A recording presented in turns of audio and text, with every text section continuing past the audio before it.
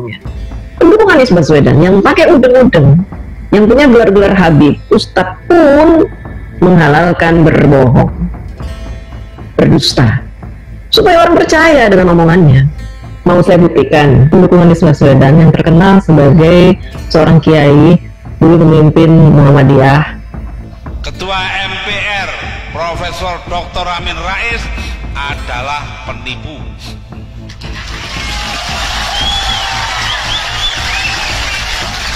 Ini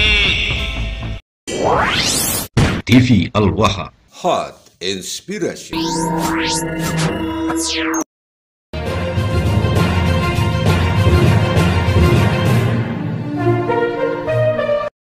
Pendukung Anies Baswedan itu tukang bohong, tukang fitnah.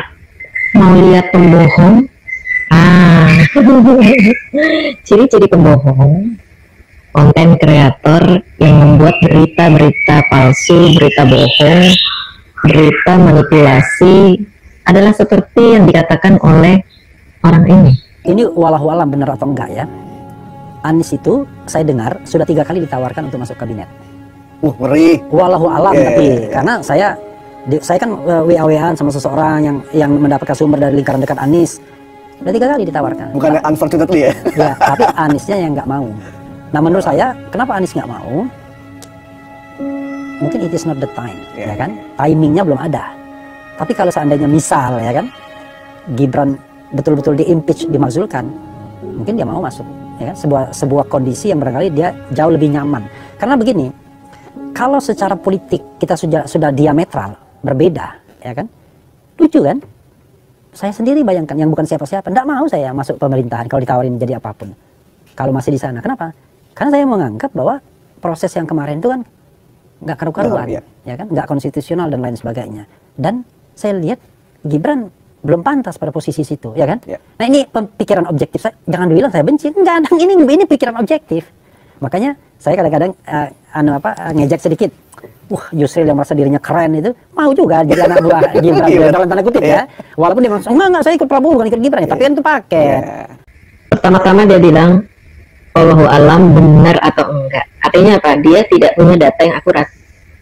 Benar atau enggak? Dia sendiri nggak tahu. Benar atau enggaknya dia nggak tahu. Tapi dia tetap mengatakan itu. Wallahu alam katanya. Saya dengar sudah 3 kali ditawarkan. Saya dengar 3 kali. Wallahu alam, nggak tahu benar atau enggak. Saya dengar sudah 3 kali. Saya dengar dari siapa?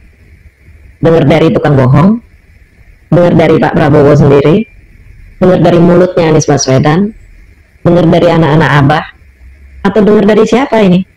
Dia tidak menjelaskan.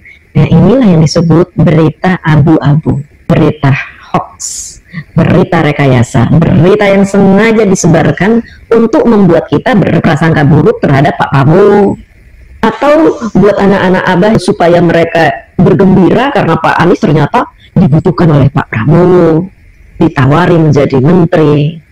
Ciri-cirinya seperti ini, pembohong, penyebar berita bohong, pendusta, tukang merekayasa berita, ya seperti ini.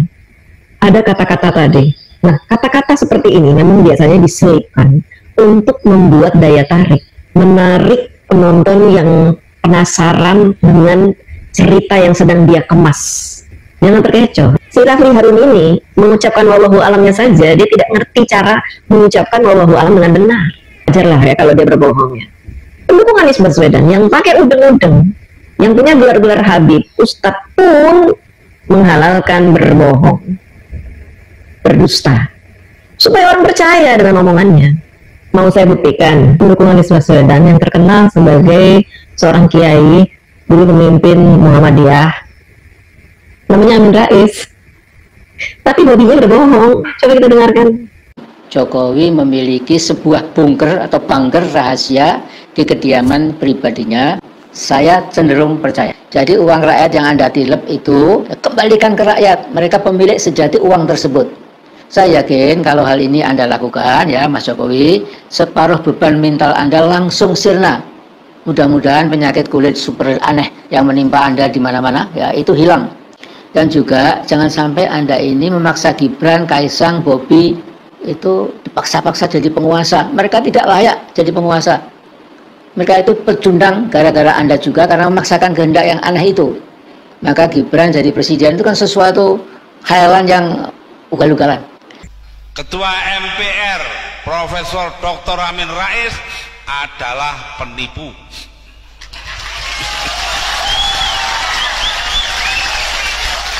Ini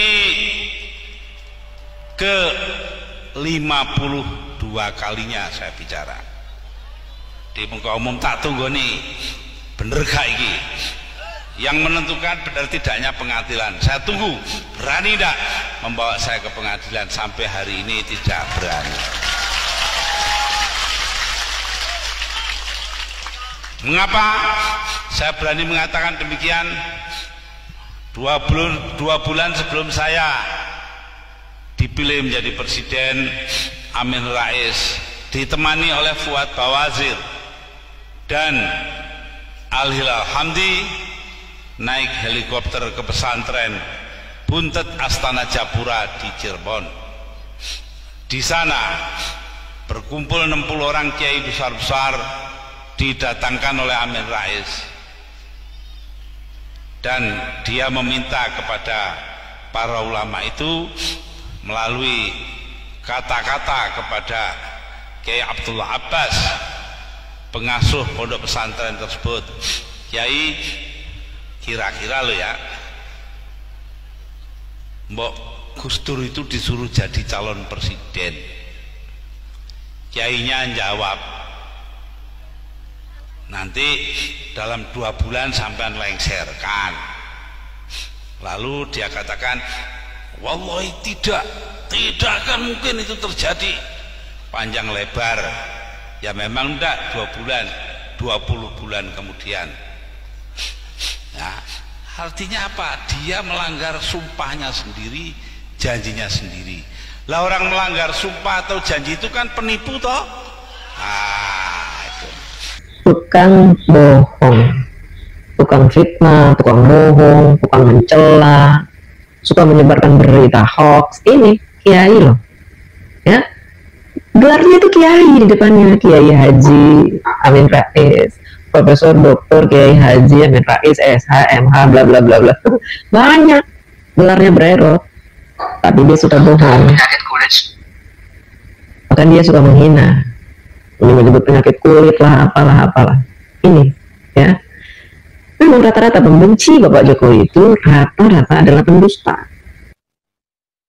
tukang fitnah, penyebar kebencian. Pembenci Pak Jokowi yang notabene adalah pendukung Anies Baswedan rata-rata tidak bisa menjelaskan kelebihan Anies Baswedan. Coba sebutkan, apa sih yang membuat kalian senang terhadap Anies? Apa sih kelebihannya? Apa sih yang sudah dia lakukan sesuai dengan janjinya dia? Itu nggak ada satupun yang bisa menjawab. Baswedan adalah salah satu sosok yang punya potensi besar memimpin bangsa ini. Sebelum sana tanggapi ini dulu mungkin, apa kelebihan Anies yang terkait dengan kelebihannya, saya pikir dari awal kami mendukung Anies Baswedan gitu untuk menjadi gubernur DKI. Yang pertama adalah karena Indonesia sedang menghadapi krisis keadilan sosial. Kita bicara pemerataan pembangunan, kita bicara kemudian Indonesia harus maju dalam sektor apapun, tapi kita selalu lupa bahwa ada problem keadilan sosial. Nah, Anies Baswedan memimpin Jakarta dengan prinsip untuk memperjuangkan keadilan sosial bagi masyarakat Jakarta. Jawabannya selalu seperti itu. Artinya yang abu-abu ini yang juga jelas, yang tidak to the point akan menjadi itu satu contoh. Kalau pertanyaannya sekelas relawan saja itu nggak bisa jawab, ya kan? Apalagi bagaimana tuh orang-orang yang di bawah. Artinya orang-orang yang di bawah ini diberikan mimpi kosong. Nggak bisa, karena Anies Baswedan tidak punya kelebihan apa-apa. Mereka mendukung secara buta karena mereka butuh banyak orang, perkumpulan-perkumpulan orang yang satu visi misi, yaitu sebagai pembenci Pak Jokowi, untuk menyerang Pak Jokowi. Itu walaupun yang mereka dukung ini tidak punya prestasi apapun. Apa prestasi Anies? Setiap kali saya bertanya terhadap orang yang mendukung Anies Baswedan, saya bertanya, prestasi Anies Baswedan apa? Pasti yang mereka katakan adalah Anies Baswedan itu sekolah, kuliah tinggi, punya gelar sampai profesor, doktor, kuliah di Amerika, bahasa Inggrisnya bagus. Itu bukan prestasi. Di Indonesia banyak orang yang punya gelar profesor, doktor, bahasa Inggrisnya bagus, tapi mereka tidak punya prestasi apa-apa untuk bangsa ini. Prestasi Anies itu apa? Yang bisa membuat rakyat jelata berterima kasih. Apa? Dia melanggar sumpahnya sendiri, janjinya sendiri. Lah orang melanggar sumpah atau janji itu kan penipu toh. Itu. Di mana-mana saya bilang begitu tidak berani jawab. Ada orang lain juga begitu, Wakil Presiden Hamzah Has. Saya bilang ini ke-39 kalinya. Jadi saya sudah pidato di mana-mana. Tidak hanya begini saja Pak Hikam. Sudah di mana-mana.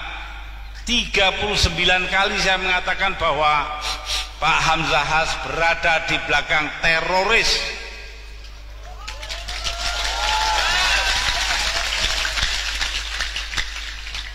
Pertama kali saya ngomong di Aring-Aring pada waktu pengajian selepas apa itu namanya konferensi NU wilayah Jawa Timur, ya. Di situ saya katakan saya sangat terkejut ketika Wakil Presiden Hamzah Has menyatakan prihatin terhadap peledakan bom di Bali. Loh, kenapa kok cuma prihatin? Tidak berani mengutuk. Jangan-jangan saya bilang orang di belakang pemboman itu adalah temannya Hamzah Has.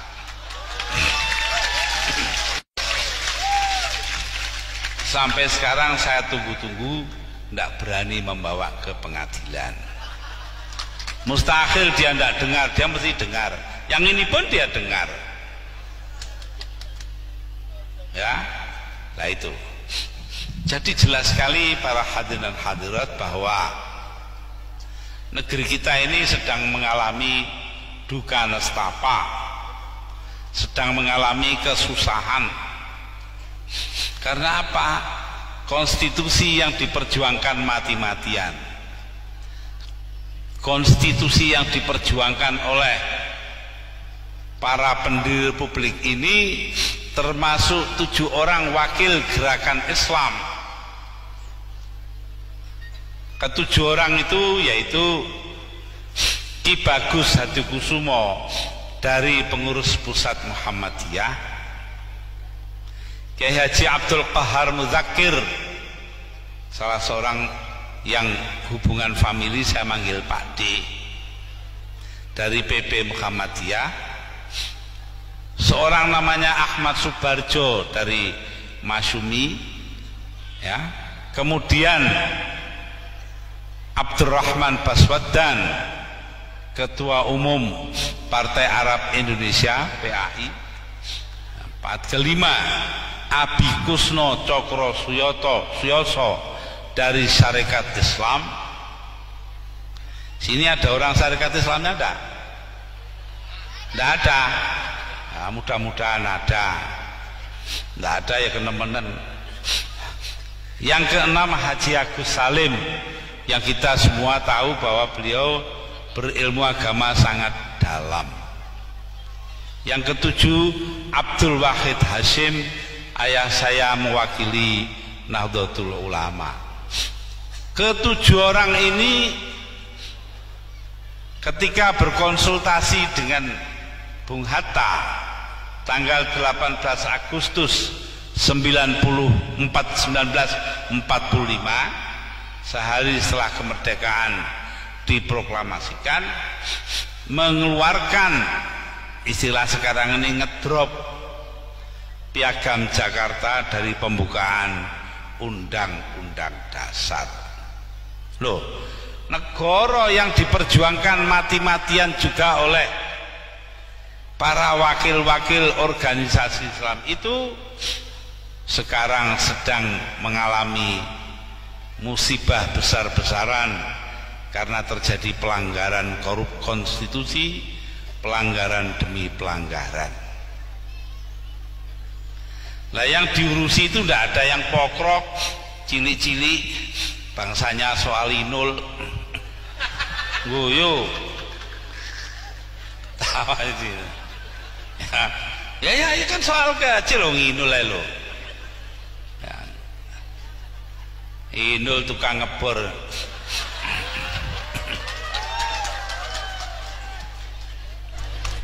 Nah, Karena itulah pelanggaran demi pelanggaran, kebohongan demi kebohongan,